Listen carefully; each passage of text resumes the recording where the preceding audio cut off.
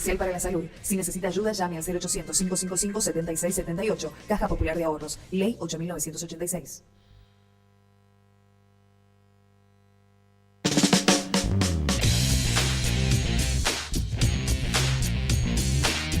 Once y cuarto de la mañana en toda la República Argentina. Estamos con Franco Carleto, con León Torrente, con Joaquín Rostán. Se fue Anita Pedraza. Vuelve ya el martes, Anita, ¿no? Sí, se viene el fin de largo. Claro, bueno, martes. perfecto. Nosotros vamos a hacer este programa hasta las 12, como siempre, y después vamos a volver esta tarde a las 18 con la versión vespertina, con la tucumana de tarde. Vamos a charlar ahora con alguien que ya es un amigo de la casa, es tucumano, es economista, una persona con una larga trayectoria, ¿sí? Que desde hace mucho tiempo forma parte de los grandes economistas argentinos. Para Horacio Robelli el mejor, dijo Horacio Robelli en más de una ocasión. Actualmente es jefe de la Confederación Sindical Internacional, vive en Bruselas, no sé de dónde nos atiende ahora, no sé, porque suele viajar bastante, no sé si estará ahí en Bélgica o no, pero le damos la bienvenida a Daniel Kotzer al aire de la Tucumana de mañana. ¿Qué tal, Daniel? ¿Cómo estás? Hola, ¿qué tal? ¿Cómo les va? Bueno, sí, estoy en Bruselas y dos clarificaciones o aclaraciones. Una, soy economista jefe de la Confederación Sindical, no el jefe, que eso Claro, sí, sí, sí, suena economista más jefe, sí, importante. Y sí, no quiero ponerlo celoso a mi jefe si se llega a enterar, ¿no? claro. Por la supervivencia. Y la otra que Horacio es un querido amigo hace mucho tiempo, hemos compartido con él casi 30 años de aventuras y desventuras, nos Ujú, ha ido bien juntos y nos ha ido mal juntos, sí. así que todo lo que él diga, tómenlo con pinza porque habla el afecto más que la razón. Bueno, pero a veces es lo más importante cuando habla el afecto y no la razón, ¿eh? Daniel, lo que se viene en Argentina, por supuesto, estás al tanto, es la discusión en el Congreso sobre la reforma laboral, algo que yo hace unos años hubiera creído que era ridículo, algo totalmente impensado, pero aparentemente todo indica que con el apoyo de unos cuantos gobernadores podría salir esta ley a la que muchos consideran regresiva. No sé si has tenido acceso y la has podido leer al proyecto principal, has podido avanzar un poquito con eso. Yo leí un poco lo que trascendió del proyecto. Tengo entendido que la letra chica del proyecto todavía no está Ujú. y si está la manejan unos cuantos de ahí del Consejo de Mayo. Y me parece que lo central que se puede decir es que es una ley casi te diría descontextualizada de lo que es el mercado de trabajo en Argentina, pero también descontextualizado de lo que pasa en el mundo. Ujú. Eh, Desde el año 2015, después de la gran crisis financiera global, lo que se vio en gran parte del mundo, sobre todo en vías de desarrollo, ha sido un reforzar de la protección del trabajo como forma de garantizar niveles mínimos de demanda en los mercados internos, reducir la vulnerabilidad externa.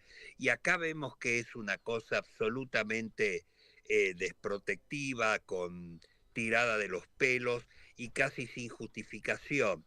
Eh, yo creo, casi te puedo decir que el título de esto es disciplinar el mercado de trabajo.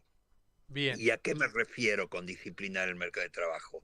Generar en los trabajadores un nivel de inseguridad tal que no demanden mejoras salariales, no demanden mejoras de condiciones de trabajo, no demanden ningún tipo de reivindicación de las que muchas de ellas se vienen consiguiendo hace 130 años, si Mm. pensamos en la jornada laboral de 8 horas, que estos tipos sostienen, bueno, extenderla a 12 y después se compensará. En realidad es bastante absurda esa propuesta. Primero porque hay un fundamento, llamémosle biológico, en lo que hace a por qué tener una jornada laboral de 8 horas para trabajar, 8 horas para el esparcimiento y 8 horas para dormir o descansar. Ujú. Eso es algo que hoy nadie lo cuestiona. Es más, en una cantidad de países donde se está estudiando la reducción de la jornada laboral, eh, Ujú. pensando en que la jornada laboral sea acotada a menos horas, no solo en el día, sino también en la semana laboral. Claro. Y creo que aquí conviene, Gabriel, hacer una aclaración a la gente que nos escucha. Argentina no tiene una jornada laboral corta en relación a otros países. Nuestra semana laboral son 48 horas, Ujú. ¿sí? Y si lo comparamos con Chile, que tiene 44, la redujo a 40, Colombia tiene 45, Uruguay tiene 44. No hay justificación para que nuestros trabajadores tengan una jornada laboral más extensa. Y si vemos la cantidad de horas anuales que se trabaja en promedio, trabajamos más que la mayor parte de los países europeos. Ujú. ¿Sí? El Obviamente. primer mito que derribamos es que en Argentina nadie quiere trabajar o que se trabaja poco, que este país se lo saca trabajando. Todo eso es un mito porque en realidad en Argentina se trabaja y mucho. Y así es. Bueno, yo creo que al país sí se lo saca trabajando, pero Ujú. también distribuyendo. Eso Claro. es repartiendo los beneficios del fruto del trabajo de la gente de una manera más equitativa. Pero veamos, si estos tipos dicen que lo que quieren es mejorar las condiciones de los trabajadores informales, hasta ahora lo único que hacen es bajar las condiciones de los trabajadores formales. Entonces, Ujú. si yo quiero mejorar los informales, no tengo por qué reducir las condiciones de trabajo de los trabajadores formales. Y ahí vienen otros temas, pero sigamos con el tema de la jornada. Sí. 70% de los trabajadores en Argentina trabajan en pequeñas y medianas familias, ¿sí? Ujú. Muchos de ellos en empresas familiares, donde el gerente, el dueño del negocio, ¿sí? Es el que está al frente. Ujú.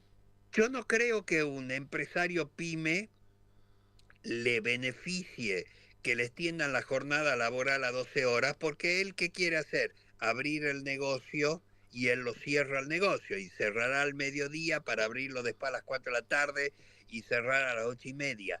Eh, 12 horas de trabajo, él va a estar 12 horas, también tiene que descansar, Ujú. tiene derecho a descansar, tiene que buscar a los chicos de la escuela, tiene que estar con la familia, ¿sí? Entonces, yo no creo que eso le ofrezca un beneficio a estos trabajadores. Lo mismo que el tema de las vacaciones desdobladas o desagregadas, o la Ujú. idea que la vacación de verano puede ser una vez cada 2 años y el resto tomarla en otro momento. La mayor parte de, por ejemplo, ¿cuándo se le da vacaciones a la empleada doméstica, a la empleada en la casa particular? Cuando la familia se va de vacaciones, ¿sí? Entonces, las familias se van de vacaciones en general en verano. ¿Por qué? Porque los hijos también tienen vacaciones en verano. Entonces, te reitero, yo creo que esto es una forma de disciplinar la fuerza de trabajo Ujú. con algunos beneficios económicos adicionales, como puede ser el hecho de no despedir sin pagar indemnizaciones, un Ujú. sistema que inclusive la Organización Internacional del Trabajo tiene una cláusula, un convenio bastante concreto sobre la finalización de los contratos, la finalización unilateral de los contratos. Es absolutamente innecesario. Hoy en Argentina los que dicen, bueno, es que no se puede contratar. En realidad, si uno entra a la página del ex Ministerio de Trabajo, actual Secretaría de Trabajo, uno encuentra que se pueden establecer contratos de forma temporaria, con plazo fijo, Ujú. eventuales, para cubrir una vacante, un puesto, estacionales, porque la actividad tiene más desarrollo, el turismo en verano o la Ujú. cosecha de tal cosa. Entonces, no hay necesidad de reducir las protecciones porque los trabajadores ya tienen los empleadores, perdón, ya tienen la posibilidad de contratar Ujú. en esos modos. Vayamos al caso de las indemnizaciones. El gobierno introdujo con la ley de bases el tema este del autoseguro, del fondo de desempleo, donde el empleador contribuye y el trabajador también contribuye. Ujú. Y seamos francos y realistas, este funciona en el fondo de cese laboral en sectores como la construcción. ¿Por qué? Porque la construcción tiene una naturaleza temporal. O sea, Claro, uno va, trabaja en una obra y se termina esa obra y no puede pretender un empleo permanente en una porque la obra se terminó la claro. casa, el edificio, el baño, lo que fuere, ¿sí? Ujú. Entonces, ahí tiene sentido y forma parte del costo laboral del empleador la contribución de ese fondo de cese laboral. Ujú. En las otras actividades donde no hay una finalización cierta de la relación laboral, donde el empleador contrata pensando que ese trabajador va a trabajar mucho tiempo en la empresa, el hecho de empezar a contribuir al fondo este de cese laboral, al fondo compensatorio, le implica un costo mensual. Todos los meses hay que depositar un 12% los del primer año y el 8,5% en los años subsiguientes. Ante una eventualidad que lo llegará a despedir que nadie sabe cuándo. Ujú. Entonces, lo que es un costo contingente, o sea, puede darse o no un despido, pasa a ser una erogación o un costo fijo de la Claro. empresa todos los meses. Por eso, Sturzenegger le reclamaba en una de estas reuniones de empresarios que no ha habido empresas que hayan tomado esa ventaja o que no hayan aprovechado ese beneficio que le daba la ley de bases. ¿Por Y, qué? Porque es un costo, porque no es un beneficio. claro, es un costo. Entonces, Y menos en este momento que hay tanta volatilidad cambiaria, que hay mucha especulación financiera, donde en todo caso te conviene ese dinero ponerlo a trabajar, como se dice en los mercados, antes que tenerlo estancado por si algún día despedís a alguien. exactamente, exactamente. De hecho, contablemente, Ujú. las empresas crean un fondo de despido, van Ujú. poniendo contablemente, pero mientras tanto disponen de ese dinero, Claro, ¿sí? Y hace con ese dinero que, y si no echan, ese dinero le queda a ellos. claro. Pero en este caso es un dinero que iría a un fondo que en realidad el único objetivo que tenía además esta historia de, como te digo, disciplinar y traer el terror en los trabajadores, tenía por objetivo desarrollar un fondo financiero que después lo maneje algún banco, algún fondo de inversión, Ujú. porque sabemos que las vinculaciones de este gobierno con la especulación financiera son bastante sólidas y constantes, ¿no? Ujú. Daniel, quería preguntarte como para trazar un paralelismo, vos vivís en Europa, vivís en Bélgica, porque el gobierno acá ni siquiera lo llaman reforma laboral, lo llaman modernización laboral, que de moderno parece que tiene poco, hablando de cuestiones puntuales como por ejemplo la eliminación de la indemnización por despido, la extensión de la jornada laboral, cuando en otros países se está discutiendo la reducción de la jornada, el ataque al corazón del convenio colectivo, que es la eliminación de las paritarias y que cada patrón pueda negociar un salario de forma individual con sus trabajadores independientemente de la actividad. Consultate cómo funciona en otras partes del mundo, en Europa, donde vos vivís, o los países que conoces. ¿Hay una legislación laboral similar en otros países en estos Eh, puntos? en general, si bien es cierto que desde lo que podríamos llamar la contrarreforma conservadora de Thatcher y Reagan, la afiliación sindical, sobre todo en los países desarrollados, ha venido de algún modo estancada o cayendo, Ujú. no lo es la cobertura de los convenios colectivos. Por ejemplo, en Bélgica los convenios colectivos cubren casi el 85% de los trabajadores. Había países como Alemania donde llegaban a ese nivel o mucho más alto, pero hablando de las reformas protectivas o progresivas, te puedo contar que en Alemania en el año 2015 cuando llegaron a la conclusión que por las nuevas tecnologías, la economía de plataforma, el crecimiento de la no declaración de trabajadores y contratos de tipo más precario, los salarios estaban cayendo y la cobertura de los convenios colectivos bajaba, se impuso el salario mínimo. Alemania desde el año 2015, luego de décadas de no haber querido tener salario mínimo y apoyarse en los convenios colectivos, Alemania decidió implementar un salario mínimo para poder proteger a todos estos trabajadores con nuevas formas de contratación o formas menos tradicionales de contratación. Entonces, la legislación tiende a proteger. La mayor parte de estos países tienen lo que se denomina la ultraactividad, o sea que un convenio, una vez que se sanciona un beneficio, hasta que no se cambie, no hay necesidades de sentarse a discutir de vuelta. Y eso es otra de las cosas que está pasando en Argentina. En Argentina se dice, acá tenemos convenio del año 74. Esos convenios han sido renegociados decenas de veces. En Argentina tenemos más de 1000 convenios colectivos por rama, por industria, por sectores. Y ellos han sido renegociados, y si por ahí queda alguna cláusula un poco de modé que no ha sido modificada, es porque no tiene aplicación. Claro. Pero todo esto se discute, todos los años se discuten los convenios colectivos, ¿sí?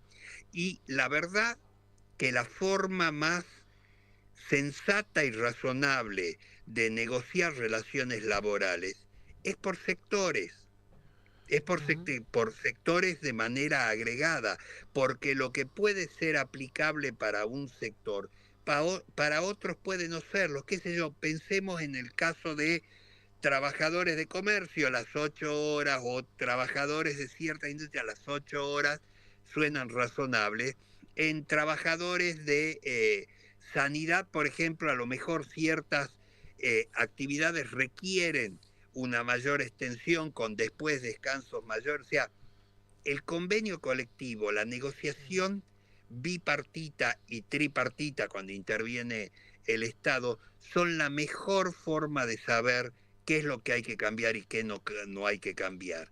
Reglas generales para todos sirven solamente para generar contextos mínimo de cobertura, como pueden ser el salario mínimo vital y móvil, que en nuestro país está totalmente pisado y abandonado desde hace una temporada, desde que subió Milei, ¿no es cierto? Y ya venía un poco desde la época de Macri, que el gobierno de Alberto Fernández intentó, pero no pudo recuperar de manera total. Hemos pasado de tener en 2015 el salario en dólares más alto de América Latina a tener hoy el más bajo, a pesar que el dólar es el dólar más barato en mucho tiempo en Argentina. ¿Sí? Eso es increíble.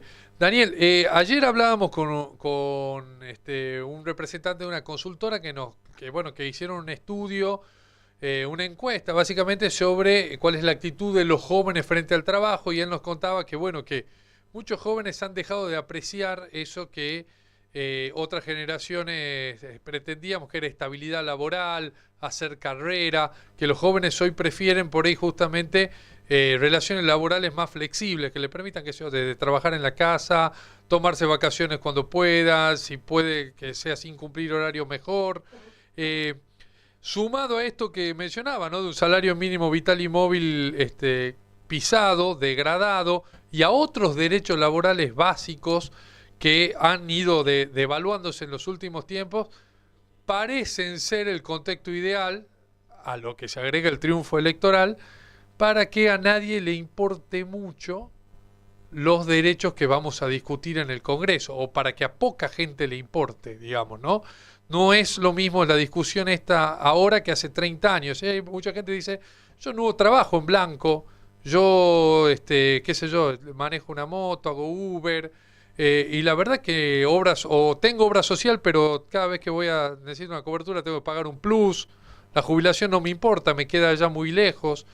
Todo eso termina siendo un combo que parece hacer que la discusión se pueda dar ahora y no antes, como el momento ideal para llevar adelante esta ley. Ahí yo creo que hay varias dimensiones, ¿no es cierto? Ujú. Yo creo que a los jóvenes o a la gente no le interesa la estabilidad laboral hasta que se casan, tienen hijos y tienen que pagar Sí. cuentas, ¿sí? Sí. Cuando ya tenés que pagar cuentas, es cierto que también los jóvenes se casan cada vez más tarde o tienen hijos cada vez más tarde, por lo tanto, ese tipo de presión Ujú. te llega un poco más tarde, ¿sí? Eso es un factor. Es cierto que los jóvenes hoy no aspiran porque les resulta imposible Mm. tener una casa.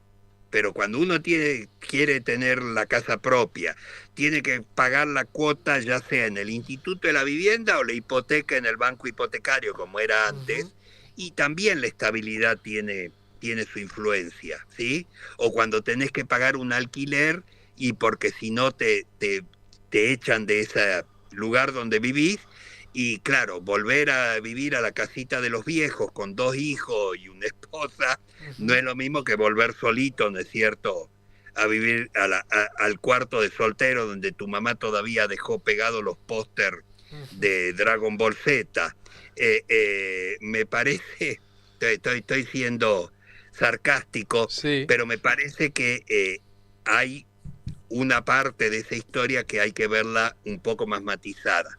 Sí es cierto que hoy se busca, porque se probó que existe, que se puede trabajar así, teletrabajo, más libertad en términos de disponer de los horarios, trabajo a distancia, pero también vacaciones en otros momentos, Ujú. y que muchos de ellos, mucha gente joven dice, bueno, yo por eso prefiero manejar un Uber o hacer repartos, porque ahí yo elijo, y si un día lunes estoy deprimido porque Atlético San Martín perdió ayer, me pueda quedar en mi casa y no tenga que trabajar. Cierto, yo eso lo entiendo, hasta lo puedo considerar. Ahora, si vos en la plataforma para la cual trabajás pasaste 2 o 3 lunes donde no te conectaste, y el algoritmo tiende a castigarte también, ¿no? Ujú. De manera menos perceptible, pero me gustaría ver cuántos viajes vas a tener el martes si el lunes estuviste todo el tiempo cerrado, ¿sí? Ujú. Entonces me parece que hay en esto también una dosis de mito. Eh, ¿Qué aliciente puede tener la gente para trabajar en general? Número uno es pagar las cuentas, que se tiende a ser una de las más, ¿cómo decirlo?, habituales de de las motivaciones.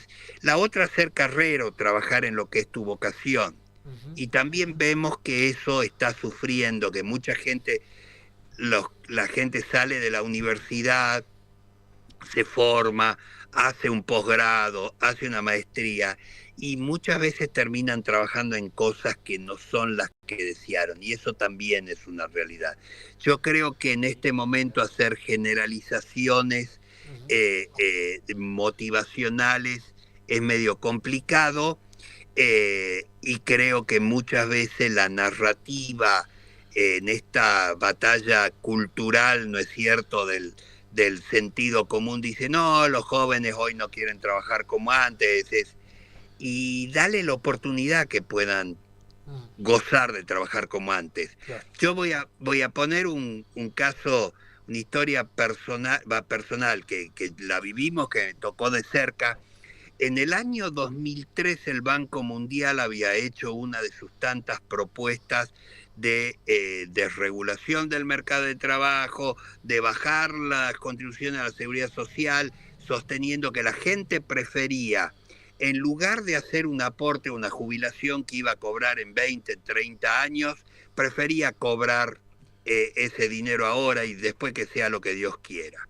Entonces, en medio de esa discusión, fue una discusión muy dura que tuvo en ese momento Carlos Tomada con las autoridades del Banco Mundial que habían venido a presentar esa propuesta para el tema de la reforma previsional. Se produjo una situación muy tensa, y lo que decidimos es hacer, bueno, ¿por qué no hacemos una encuesta contratamos al INDEC para que haga la encuesta de hogares y veamos qué es lo que piensan y qué es lo que dicen los trabajadores que están en el sector denominado informal. Que en realidad los trabajadores informales, como toda definición que se hace por la complementaria o por la opuesta, son insuficientes. Lo mismo que hablar de organizaciones no gubernamentales, ONG. Pueden ser un club de fútbol, un partido político, una iglesia, un centro vecinal. Informales también son muchos, y entre los informales tenemos trabajadores independientes, trabajadores de cuenta propia, trabajadores familiares que contribuyen sin remuneración, tenemos las empleadas en casas particulares y tenemos los trabajadores no registrados o no declarados, que son entre las trabajadoras en casas particulares y los trabajadores no registrados, son más de la mitad de esto. Entonces, hicimos la encuesta y cuando uno les preguntaba por qué eran no registrados, la respuesta del 96% de ellos, y este número lo tengo grabado en mi cerebro, 96% decía, porque no tuve otra opción. Claro. Si hubiese tenido opción, yo quería que me registren. ¿Sí? Entonces, hay una cantidad de mitos que hacen un poco, porque todos conocemos un vago, todos conocemos uno que no quiere trabajar, todos conocemos a alguien que es ventajero, pero llevar esas categorías individuales a estas generalizaciones que después te llevan a implementar política o a diseñar política es por lo menos un poco injusto, ¿no? Claro, totalmente. Otra cuestión también que se pone de manifiesto entre quienes respaldan la ley o quienes la impulsan es el rol de los sindicatos, ¿no? De los gremios en Argentina, de que bueno, que en general la burocracia sindical ha obstruido en los derechos laborales de los trabajadores, que negocian para ellos, que en definitiva los beneficios no terminan cayendo sobre quienes tienen que caer, lo que se obtiene en esas negociaciones. ¿Esto es así en parte? En definitiva, ¿el rol de los gremios en Argentina ha perjudicado a los trabajadores en general o también forma parte de una falacia que se suele utilizar para argumentar? Mira, yo obviamente para no confundir a la gente no puedo hablar objetivamente. Yo trabajo para los sindicatos. Yo trabajo, parte de los afiliados que tiene la Confederación Sindical son tanto la CGT como las dos CTA. O sea que no, mi respuesta no va a ser libre de mi visión y de mi relación. Ahora, lo que sí te puedo decir es, número uno, los dirigentes sindicales en general saben hasta dónde se puede tirar la cuerda y dónde no. No solo en la relación con la patronal, sino también en relación con sus bases. Aquí hemos visto que hay sindicatos que han tenido cambios en la conducción, casi te diría drásticos, justamente porque la dirigencia no respondía a las demandas de la base, ¿sí? También es cierto que los dirigentes gremiales, los dirigentes sindicales, en Argentina y en todo el mundo, se validan en el conflicto, en el reclamo. Ellos gestionan su posición como dirigentes justamente en la forma en la cual manejan el reclamo. Es una oportunidad, también, digamos. Es una oportunidad que la cual tiene que ser manejada con mucho, te diría, cautela y talento, donde, ¿en qué sentido? Que tenés que saber que dónde podés llegar a perder y que eso cueste no solo a los trabajadores, que sería doloroso, sino también como individuo, como dirigente sindical. Llevar adelante una huelga por tiempo indeterminado y que fracase. Hemos visto en la época de Thatcher en Inglaterra, los mineros, que termina desarmando y desmantelando todo el movimiento, ¿sí? O la otra, llevar adelante un conflicto y que termine con una reivindicación que no es la que solicitan las bases, también es un tema. También es cierto que en Argentina nuestros sindicatos tienen una parte de su gestión pasa por la gestión de las obras sociales, del sistema de salud. Y eso posiblemente los convierta un poco más vulnerables, porque si no reciben los fondos que le tienen que pagar para de la cuota, no de la cuota sindical, sino de lo que es las contribuciones a las obras sociales. ¿Y cuánto tiempo puede funcionar un sistema de salud con decenas de miles de afiliados si no reciben el dinero? ¿Sí?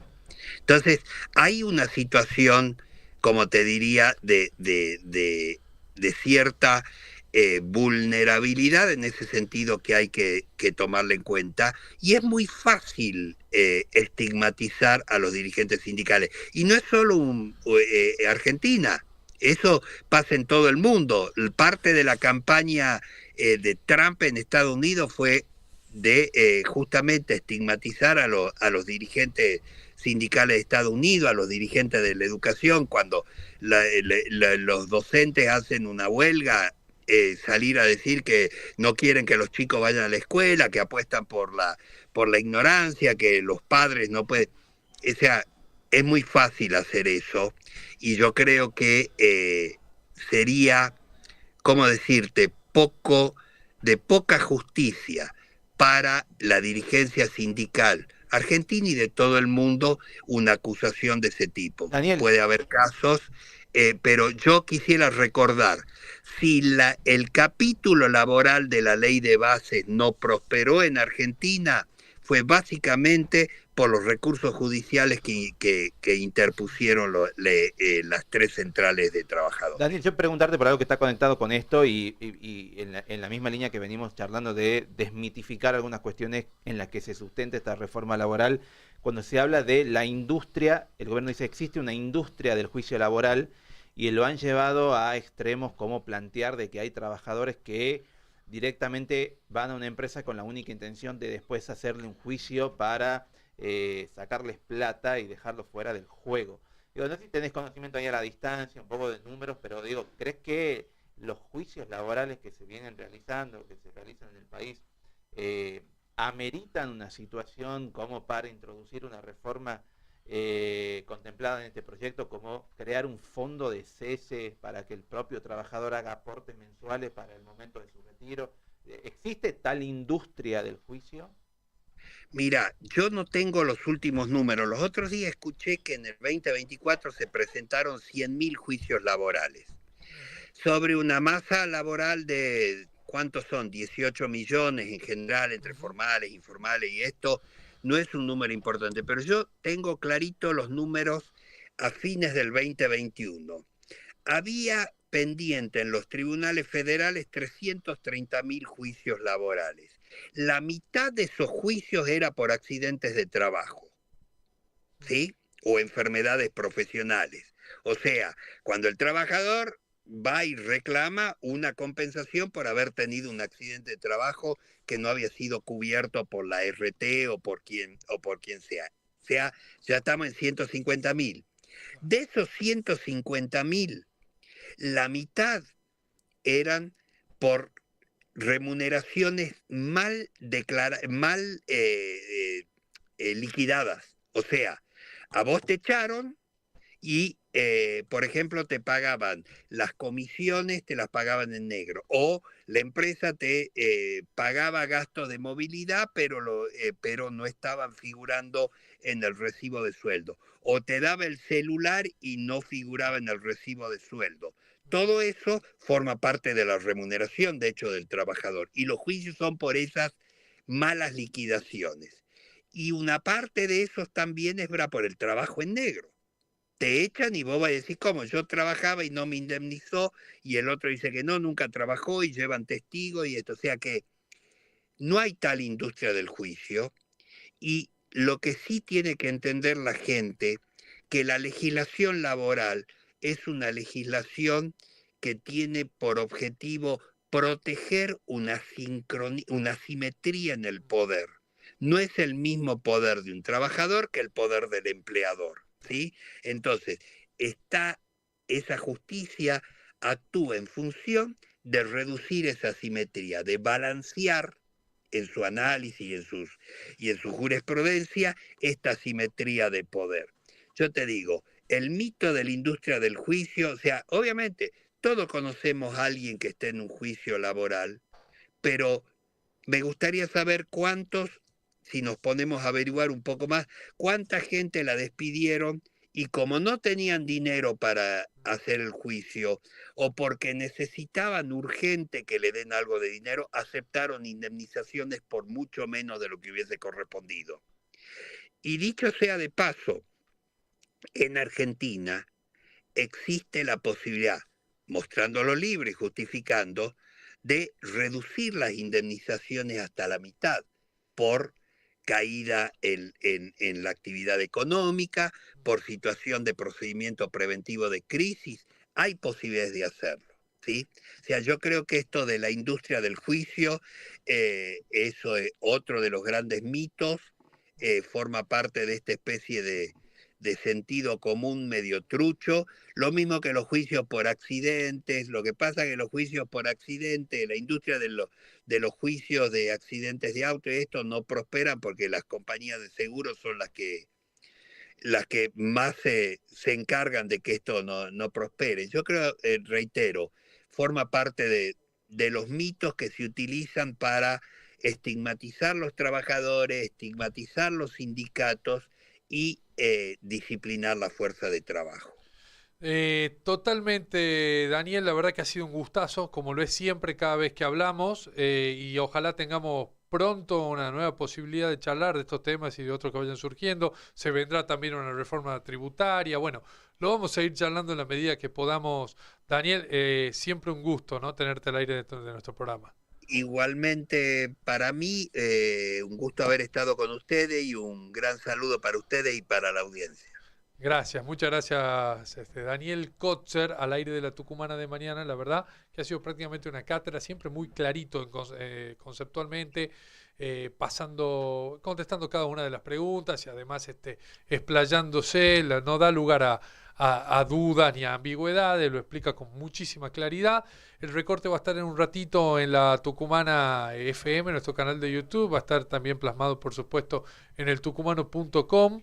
Y es la verdad que nos están halagando la charla en el canal de YouTube y es cierto que es necesaria. Además, cómo se desmitifica, porque lo que decíamos de la reforma laboral construida sobre algunos mitos, bastante clarito, bastante interesante, sí, la nota. Después se puede repasar. Momento del corte, enseguida volvemos ya para cerrar la Tucumana de mañana de día jueves.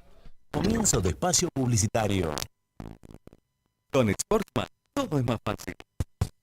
Sportsman, todo lo que necesitas en un mismo lugar. Calzados e indumentaria deportiva, outfit, accesorios y mucho más para vestirte de pies a cabeza. Sportsman, para cada ocasión.